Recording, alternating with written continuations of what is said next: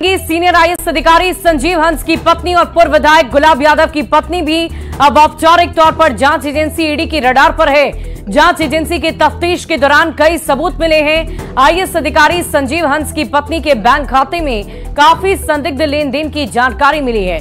सूत्रों के अनुसार आईएएस संजीव हंस की पत्नी के बैंक खातों से पूर्व विधायक गुलाब यादव की पत्नी के बीच लाखों करोड़ों रुपए के संदिग्ध लेन देन की भी जानकारी मिली है। सीनियर आईएएस अधिकारी संजीव हंस के घर सर्च ऑपरेशन के दौरान लाखों रुपए की 15 विदेशी घड़ी बरामद हुई। आपको बता दें कि आईएएस संजीव हंस की पत्नी का पुणे स्थित एक सीएनजी पंप पर मालिकाना हक भी है। इस सर्च ऑपरेशन के दौरान ये जानकारी मिली कि इस खबर पर क्या कुछ जानकारी दी जा सकती है, उसके लिए हम सीधे रुख करेंगे दिल्ली संवाददाता शंकर आनंद की रिपोर्ट का।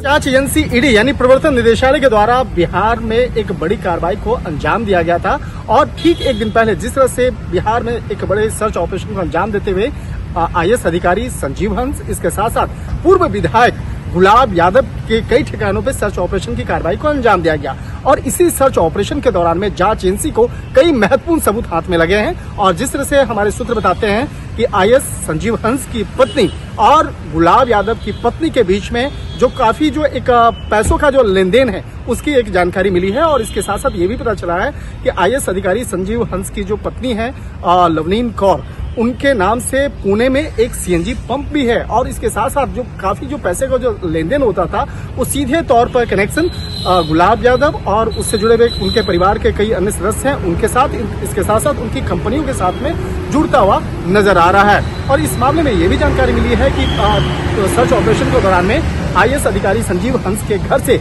लाखों रुपए के महंगे महंगे जो विदेशी वॉच हैं वो भी बकायदा मिला है। लेकिन उनके बारे में जब पूछताछ की गई कि ये कहाँ से आपको मिले, क्या इसको आपने खरीदा है, इस मामले में कोई भी जानकारी या कोई भी दस्तावेज प्रस्तुत नहीं कर पाए। और इसके साथ साथ कई ऐसी प्रॉपर्टी के बारे में जानकारी जो है वो भी मिली है जिसको लेकर अब पूछताछ की जो प्रक्रिया है वो आगे बढ़ाया जा रहा है। तो कहा जा सकता है कि इस मामले में जैसे जैसे तफ्तीश का दायरा आगे बढ़ेगा, आईएएस अधिकारी संजीव हंस, इसके साथ साथ गुलाब यादव और उनकी पत्नी के खिलाफ आने वाले दिनों में कार्रवाई का दायरा और आगे बढ़ाया जा सकता है। और इस मामले में आने वाले दिनों में कई लोगों की मुश्किलें बढ़ सकती हैं। शंकर आनंद, न्यूज़ 18 दिल्ली।